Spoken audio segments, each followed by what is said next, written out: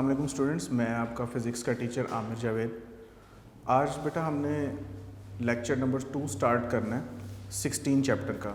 हमने 16 chapter start किया हुआ है जिसका नाम है बेसिक इलेक्ट्रॉनिक्स 10th की फ़िज़िक्स का। उस सिलसिले में आज हमने लेक्चर नंबर 2 स्टार्ट करना है, लेक्चर नंबर 2 पढ़ना है। लेक्चर नंबर 1 में बेटा हमने सबसे पहले ये देखा कि इलेक्ट्रॉनिक्स होती क्या है, बेसिक इलेक्ट्रॉनिक्स क्या होती है। उसके बाद हमने जो कैथोड रेस को अंडरस्टैंड किया। कैथोड रेस को अंडरस्टैंड करने के बाद हमने थर्मियोनिक एमिशन को स्टडी किया। थर्मियोनिक एमिशन को स्टडी करने के बाद फिर हमने कुछ इलेक्ट्रॉन्स की प्रॉपर्टीज़ पढ़ी, investigating the properties of electrons. तो उसमें हमने ये सारा कुछ देखा कि कैथोड रेस क्या होती हैं, थर्मियोनिक एमिशन क्या होती है, थर्मियोनिक एमिशन को एनहांस करने वाले फैक्टर्स क्या क्या हैं, थर्मियोनिक एमिशन के लिए मिनिमम करंट और वोल्टेज की क्या वैल्यूज़ चाहिए होती हैं। इसके अलावा हमने कुछ इलेक्ट्रॉन की प्रॉपर्टीज़ को स्टडी किया था लास्ट टाइम। आज बेटा लेक्चर नंबर 2 में जो हमारे SLOs हैं, स्टूडेंट लर्निंग आउटकम्स हैं, वो एक ही टॉपिक को हमने एक ही लॉन्ग क्वेश्चन को एक्सप्लेन करना है। उसका नाम है जी CRO, कैथोड रे ऑसिलोस्कोप। इसमें हमने कैथोड रे ऑसिलोस्कोप क्या होती है इसको स्टडी करना है। इसके कंपोनेंट्स क्या हैं, कंपोनेंट से मुराद इसके पार्ट्स कितने हैं और वो पार्ट्स क्या क्या कैसे कैसे स्टडी करते हैं, कैसे कैसे हम उसको कैसे कैसे वो काम करते हैं उसको स्टडी करना है। और एंड पे इसकी यूजेस या एप्लीकेशंस वो हमने पढ़नी है। तो सबसे पहले बेटा कैथोड रे ऑसिलोस्कोप CRO के बारे में मैं आपको बताऊं कि ये एक इम्पॉर्टेंट लॉन्ग क्वेश्चन है। जैसे कि हमने यहाँ पर लिखा भी हुआ है कि लॉन्ग क्वेश्चन है। अक्सर आप पेपर्स देखेंगे उसमें ये लॉन्ग क्वेश्चन के तौर पर आया होता है। तो अगर ये लॉन्ग क्वेश्चन के तौर पर आता है, इसको कैसे एक्सप्लेन करना है, कैसे आपने करना है, क्या इसकी हेडिंग्स बनानी है, वो सारा आज हम स्टडी करेंगे। बेटा कोई भी जब इंस्ट्रूमेंट हम पढ़ते हैं तो वो इंस्ट्रूमेंट पढ़ने के लिए सबसे पहले हमने उसकी डेफिनेशन करनी होती है कि बेसिकली वो है क्या। अच्छा बेटा, cathode ray oscilloscope CRO an instrument that is use to display. Display का मतलब होता है किसी चीज़ को शो करना, किसी चीज़ को जाहिर करना। An instrument that is use to display, ये वो इंस्ट्रूमेंट है जो डिस्प्ले करता है। अब क्या चीज़ डिस्प्ले करता है, क्या चीज़ शो करता है या क्या चीज़ ये जाहिर करता है? The magnitudes of changing electric currents और पोटेंशियल्स, जो चेंज होते हुए करंट्स हैं और जो चेंज होते हुए वोल्टेजेस हैं जिन्हें ऑल्टरनेटिंग करंट या ऑल्टरनेटिंग वोल्टेज कहा जाता है। तो ये ऑल्टरनेटिंग करंट या ऑल्टरनेटिंग वोल्टेज की जो वेव फॉर्म्स हैं, जो उनकी वेव्स बनती हैं, उसको ये डिस्प्ले करता है। ऑल्टरनेटिंग करंट आपको पता है वो करंट जो चेंज होता है, अपनी मैग्नीट्यूड और डायरेक्शन चेंज करता रहता है, उसको ऑल्टरनेटिंग करंट बोला जाता है। और वो वोल्टेज जो ऑल्टरनेटिंग करंट जनरेट करता है उसको ऑल्टरनेटिंग वोल्टेज बोला जाता है। तो CRO बेसिकली क्या है, कैथोड रे ऑसिलोस्कोप क्या चीज़ है? एन इंस्ट्रूमेंट, वो इंस्ट्रूमेंट दैट इज़ यूज्ड, जो कि इस्तेमाल होता है टू डिस्प्ले, जाहिर करने के लिए, डिस्प्ले करने के लिए, the magnitudes of changing electric currents. Changing की जगह आप बेटा वेरिंग का लफ्ज़ भी यूज़ कर सकते हैं। चेंज का मतलब भी तब्दील होना होता है और वेरी का मतलब भी तब्दील होना होता है। वो इंस्ट्रूमेंट जो चेंज होते हुए इलेक्ट्रिक करंट्स और चेंज होते हुए वोल्टेजेस की वेव फॉर्म को डिस्प्ले कर सकता है, उनको दिखा सकता है, इसको कहा जाता है CRO। आप यूं भी कह लें कि ये high speed electric graph plotting device है, जिससे आप किसी चीज़ का ग्राफ भी देख सकते हैं, किसी चीज़ की वेव फॉर्म भी देख सकते हैं। अब बेटा सवाल ये पैदा होता है कि चेंज होते हुए इलेक्ट्रिक करंट की या चेंज होते हुए वोल्टेज की डिस्प्ले देखने की हमें क्या ज़रूरत है, उससे हमें क्या फ़ायदा होगा। हम बेटा फिज़िक्स में, अप्लाइड फ़िज़िक्स में तमाम टॉपिक्स इसीलिए पढ़ते हैं कि डेली लाइफ में हमें उससे क्या फ़ायदा होने वाला है या हम ये क्यों स्टडी कर रहे हैं। वैसे भी बेटा एज ए स्टूडेंट हमारे जहन में हमेशा एक क्वेश्चन होता है, बच्चे क्लासेस में भी पूछते हैं कि सर ये हम क्यों स्टडी कर रहे हैं, इसका हमें क्या फ़ायदा है। अब देखें, बज़ाहिर चेंज होते हुए वोल्टेज या चेंज होते हुए करंट को स्क्रीन पर दिखाकर हमें क्या फ़ायदा होगा। बेटा इसकी एक छोटी सी एग्जांपल देता हूँ, उसके बाद एप्लीकेशंस में भी हम बाकायदा तौर पे पढ़ेंगे। फ़र्ज़ करें कि खुदा न खास्ता किसी को अगर हार्ट की प्रॉब्लम होती है तो वो हॉस्पिटल जाता है, बताता है कि मुझे हार्ट की प्रॉब्लम है, तो सबसे पहला स्टेप क्या किया जाता है, उसकी ईसीजी की जाती है, इलेक्ट्रोकार्डियोग्राम। यानी कि जिस तरह मुख्तलिफ़ चीज़ों की वेव्स होती हैं, हमारा जो दिल है, हमारा जो हार्ट है, वो भी वाइब्रेटरी मोशन कर रहा है। अब उसकी वाइब्रेटरी मोशन की जो वेव फॉर्म है, किस किस्म की वो वेव्स जनरेट कर रहा है, उसको एक पेपर के ऊपर, एक लंबी सी पेपर स्ट्रिप होती है, उसके ऊपर हम ड्रॉ कर लेते हैं इलेक्ट्रिकली।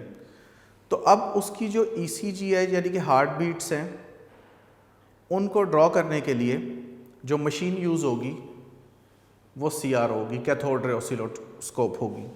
तो CRO को हम सबसे आखिर में मैंने लिखा है हार्ट बीट्स को डिस्प्ले करने के लिए इस्तेमाल हो रहे हैं। ये पहले इसलिए बता रहा हूँ कि किसी भी इंस्ट्रूमेंट को पढ़ने से पहले अगर हमारे जहन में ये आ जाता है कि इससे हमें क्या क्या फ़ायदे हो सकते हैं, तो हमारा इंटरेस्ट उसमें डेवलप हो जाता है, हम अच्छे तरीके से उसको पढ़ सकते हैं। अदरवाइज़ अगर हमें उसकी अफादियत का ना पता हो, क्या क्या उससे हमें फ़ायदा हासिल हो सकता है वो ना पता हो, तो फिर हमारे लिए थोड़ा सा वो बोरिंग हो जाता है इंस्ट्रूमेंट को पढ़ना। तो बेटा अब अपने टॉपिक की तरफ आते हैं। An instrument that is used to display the magnitudes of changing electric currents और पोटेंशियल्स। वो इंस्ट्रूमेंट जो चेंज होते हुए इलेक्ट्रिक करंट्स की या चेंज होते हुए पोटेंशियल्स की वेव फॉर्म बनाकर, उनका ग्राफ बनाकर हमें दिखा सकता है, उसको कहा जाता है जी CRO, कैथोड रे ऑसिलोस्कोप। अच्छा बेटा, जो हमारे पहले, आजकल तो हम प्लाज्मा टीवी या LED टीवी यूज़ करते हैं, उससे पहले जो हम टेलीविज़न यूज़ करते थे, उसकी जो पिक्चर ट्यूब होती है जिससे तस्वीर बनती है स्क्रीन पर, जिससे रिज़ल्ट बनता है, वो बेसिकली CRO ट्यूब होती थी। इसी तरह बेटा, जो पहले हम कंप्यूटर में मॉनिटर यूज़ करते थे, उस मॉनिटर के जो डिस्प्ले टर्मिनल्स होते हैं वो भी बेसिकली CRO ट्यूब होते हैं। यहाँ पे दो आपको वो यूजेस बता रहा है कि CRO ट्यूब कहाँ कहाँ यूज़ होती है, और साथ ये बता रहा है डेफिनेशन से अगली लाइन में कि जो CRO की स्क्रीन होती है वो सर्कुलर शेप की या रेक्टेंगुलर शेप की एक विंडो नुमा स्ट्रक्चर होता है। यानी कि जो CRO की स्क्रीन होती है वो सर्कुलर या रेक्टेंगुलर विंडो होती है, जिस पर सेंटीमीटर में ग्राफ सुपर इम्पोज्ड होता है, यानी कि पहले से इस पर ग्राफ के एक्स एक्सिस और वाई एक्सिस ड्रॉ होते हैं। कहते हैं जी जो CRO की स्क्रीन होती है वो सर्कुलर या रेक्टेंगुलर विंडो शेप होती है, जिस पर मिलीमीटर में ग्राफ पहले से सुपर इम्पोज्ड होता है, यानी कि मिलीमीटर्स के मुताबिक एक्स एक्सिस और वाई एक्सिस पर पहले से ड्रॉ होते हैं, ताकि करंट की या वोल्टेज की वेव फॉर्म को दिखाना हमारे लिए आसान हो जाए। ज़ाहिर है आपको पता है जब किसी चीज़ की वेव फॉर्म बनाई जाती है, वेव फॉर्म ग्राफ पर बनाई जाती है। ग्राफ में दो एक्सिस होते हैं, एक एक्स एक्सिस होता है और एक वाई एक्सिस होता है हमारे लेवल पे। तो मिलीमीटर में ग्राफ पहले से सुपर इम्पोज्ड का मतलब पहले से उस पर प्रिंट होता है, पहले से उस पर बना होता है। तो कहता है जी an instrument that is used to display the magnitudes of changing electric currents और potentials is called cathode ray oscilloscope, CRO। अब CRO को थोड़ा सा वो इसमें एक्सप्लेन कर रहा है, ये मतलब इस वक्त उसकी एक्सप्लेनेशन चल रही है CRO की। CRO को वो थोड़ा सा एक्सप्लेन कर रहा है कि जो CRO ट्यूब होती है, जैसे कि अभी पहले भी जिक्र हुआ कि जो CRO की स्क्रीन होती है वो सर्कुलर या रेक्टेंगुलर शेप की होती है, सर्कुलर भी हो सकती है, रेक्टेंगुलर भी हो सकती है, जिस पर मिलीमीटर में ग्राफ पहले से बना होता है। और जो CRO ट्यूब होती है वो कहाँ कहाँ यूज़ होती थी, आजकल खैर वो अप्लाइंसेस इस्तेमाल नहीं हो रहे, वो इंस्ट्रूमेंट यूज़ नहीं हो रहे।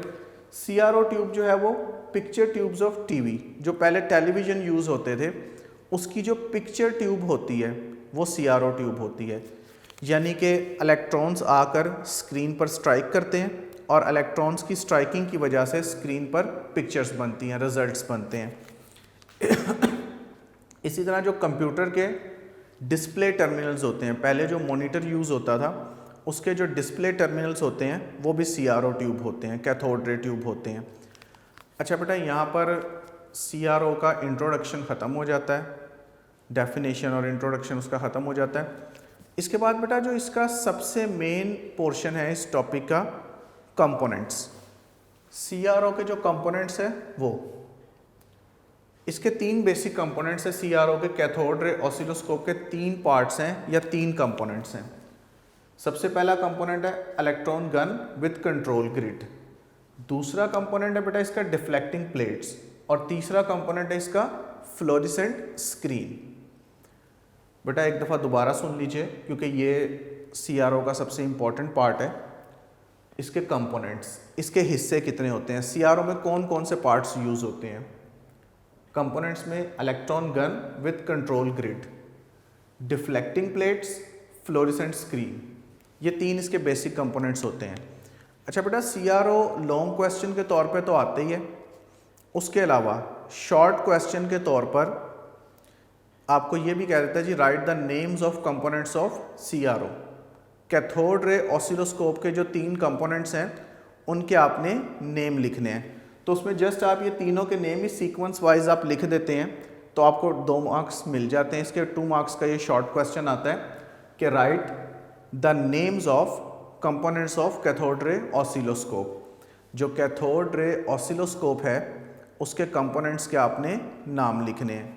पहला कंपोनेंट जी electron gun with control grid, deflecting plates इसका दूसरा कंपोनेंट है, और फ्लोरेसेंट स्क्रीन इसका तीसरा कंपोनेंट है। अच्छा बेटा इस किस्म के लॉन्ग क्वेश्चंस में डायग्राम बनाना कंपलसरी होता है, यानी कि एक आप डायग्राम को एक्सप्लेन करते हैं तो अक्सर जब इसका लॉन्ग क्वेश्चन आता है तो पेपर जब चेक होने के लिए आते हैं तो बहुत से बच्चों ने सारा कंप्लीट लिखा होता है लेकिन डायग्राम नहीं बनाई होती। तो डायग्राम ना बनाने की वजह से आपने सारा कंप्लीट लिखा भी होता है, सही लिखा होता है, मेहनत भी की होती है, लेकिन डायग्राम ना ड्रॉ करने की वजह से उसमें मार्क्स कट जाते हैं आपके। तो इसे डायग्राम आपने अच्छे तरीके से बनानी है, उसको एक्सप्लेन करना है। बेटा अब हमने इसकी डायग्राम को एक्सप्लेन करना है। सबसे पहला कंपोनेंट हमने पढ़ा है control grid with electron gun, electron gun with control grid, सबसे पहला कंपोनेंट। अच्छा बेटा सबसे पहले हम एक इलेक्ट्रॉन गन में इलेक्ट्रिकली हीटेड फिलामेंट लेते हैं। अब ये इलेक्ट्रिकली हीटेड फिलामेंट का लफ्ज़ आपने थर्मियोनिक एमिशन में भी पढ़ा है। एक मेटल होती है जिसके साथ हम बैटरी लगाते हैं, करंट का सोर्स लगाते हैं। हमने लास्ट टाइम पढ़ा था thermionic emission, the process of emission of electrons from hot metal surface is called thermionic emission. और ये इलेक्ट्रॉन गन भी हमारे लिए कोई नया नहीं है। हमने जब पढ़ा था जी investigating the properties of electrons, जब हम इलेक्ट्रॉन्स की प्रॉपर्टीज़ को इन्वेस्टिगेट कर रहे थे तब हमने इलेक्ट्रॉन गन के बारे में पढ़ा था। अब CRO का पहला मेजर कंपोनेंट है जी इलेक्ट्रॉन गन। एक इलेक्ट्रिकली हीटेड टंगस्टन फिलामेंट आमतौर पर लिया जाता है, और भी कोई मेटल यूज़ होती है लेकिन ज़्यादातर हम यही टंगस्टन का फिलामेंट यूज़ करते हैं। इसके साथ हम करंट का सोर्स लगाते हैं, पावर सोर्स लगाते हैं। तो थर्मियोनिक एमिशन के ज़रिए हम यहाँ पर इलेक्ट्रॉन्स एमिट करवाते हैं, थर्मियोनिक एमिशन के ज़रिए। अब यहाँ पर देखिए जी इलेक्ट्रॉन्स एमिट हो रहे हैं,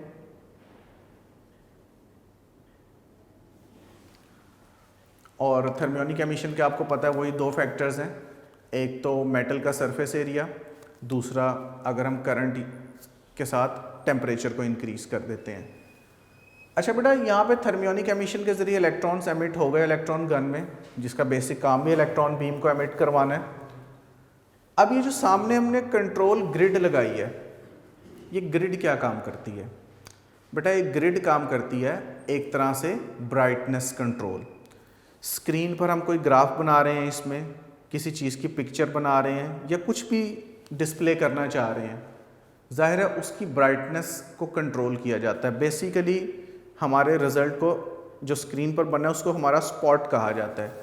तो हम जो स्पॉट बनेगा स्क्रीन पर उसकी ब्राइटनेस को कंट्रोल करने के लिए कंट्रोल ग्रिड इस्तेमाल करते हैं।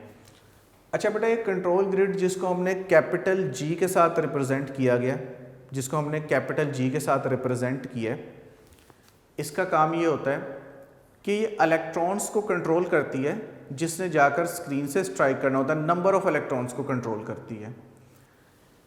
अब बेटा इस ग्रिड को हमने नेगेटिव पोटेंशियल दिया होता है, यानी कि यूँ समझ लें कि इस पर नेगेटिव चार्ज होता है और ये कोई जालीनुमा स्ट्रक्चर है।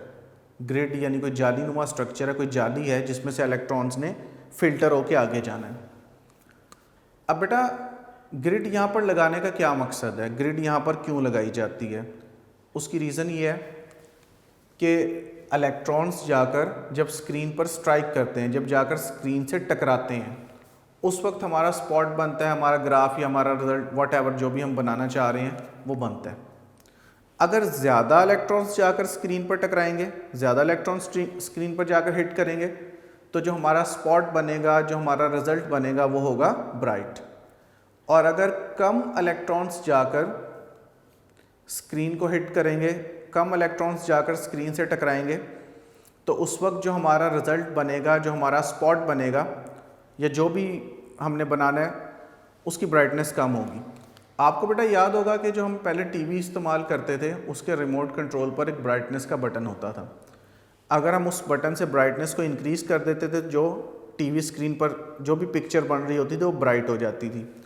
और अगर हम वहाँ पर ब्राइटनेस को कम कर देते थे, ब्राइटनेस को लो कर देते थे, तो जो भी टीवी स्क्रीन पर पिक्चर चल रही होती थी उसकी ब्राइटनेस कम हो जाती थी, यानी कि हमारा रिजल्ट टीवी पर डार्क हो जाता था।